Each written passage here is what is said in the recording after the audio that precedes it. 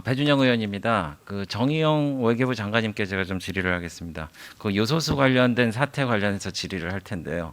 다행히 중국에서 1만 8천 톤 정도가 이제 곧 도착한다 그러니까 큰 불은 껐는데, 근데 여태까지 이제 외교부의 대응이 과연 적절했는지 그거에 대해서 국민적인 우려가 큽니다. 그 표를 보시면은요, 그 중국에서 맨 처음에 그 수출 검역 관리 방식 변경 공고를 한 게 10월 11일이고요. 나흘이 지나서 수출 검사 의무화 조치 발동, 수출 제한 조치를 했습니다. 그리고 또 6일이 지나서 그 외교부 중국 주재 공관이죠. 기업 민원도 접수했고요. 그리고 8일이나 지나서 이제 장관님께서 G20에 참석하셔서 면담을 했는데 요소수 관련된 말씀은 전혀 안 하셨다고 말씀을 하셨는데, 그래서 제가 좀 여쭙겠습니다. 그 수출 제한 조치 이후에 관계부처에 즉시 통보는 하신 겁니까? 네, 그렇게 보고를 받았습니다. 장관님은 전혀 모르셨어요. 그 당시에는 모르셨어요. 장관까지는 보고가 안 되고, 네. 그 실무 차원에서 관계부처와 협조를 했고, 네. 그러면 언제 보고 받으셨습니까? 제가 대통령 수행 그 기간 중에 보고를 받았습니다. 네. 그러면은 그때는 왕이 외교부장에게 그런 말할 찬스를 이미 놓친 다음이시군요. 네, 그렇습니다. 근데 제가 왕이 부장을 만났을 때는 네. 사실은 우리 그 관련 부처와 네.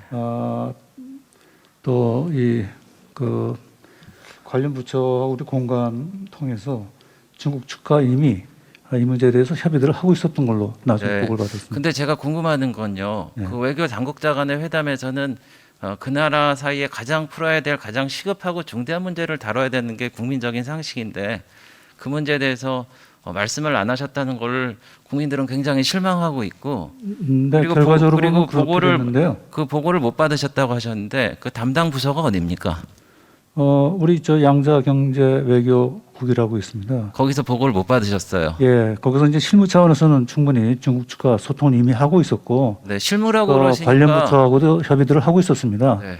이게 장관이 이제 해외 그 순방 중이고 하니까 보고를 못한 것 같고요. 그럼 제가 좀 이렇게 여쭐게요. 그러면은 그 외교부 직원들이 장관을 통해서 가장 중요한 일들을 해결해야 되는데 그것을 보고하지 않았고, 그렇게 한 게 제가 보기에는 직원들이 매우 무책임한 부적절한 행위를 했다고 하는데, 그거에 대해서 또는 책임자로서 이 요소수 사태에 대해서 국민에게 사과하실 생각 없으십니까? 아니 이제 지나고 보니까 네. 그렇게들 지적들을 하고 네. 말씀합니다만, 네. 그 당시에는 이 실무 차원에서 네. 적절하게 실무가 대응들을- 잘못했다 이거죠? 아니요, 그렇게 제가 그렇게 네. 말씀드리는 건 네, 아니고요, 의원님. 네. 그 실무 차원에서 적절히 대응들을 하고 있었습니다. 그런데 이제 이게 그 장관이 개입하기 전까지 해결이 안 되고 있었던 점에 대해서 장관님, 제가 이렇게 저로서도 말씀드릴게요. 국가 간의 가장 중요한 굉장히 안타깝게 해결은 생각합니다. 높은 분들이 말씀하실수록 더 해결이 용이한 겁니다. 그렇습니다. 장관님이 말씀하시는 것보다 대통령께서 직접 말씀하신 게 더 낫고요.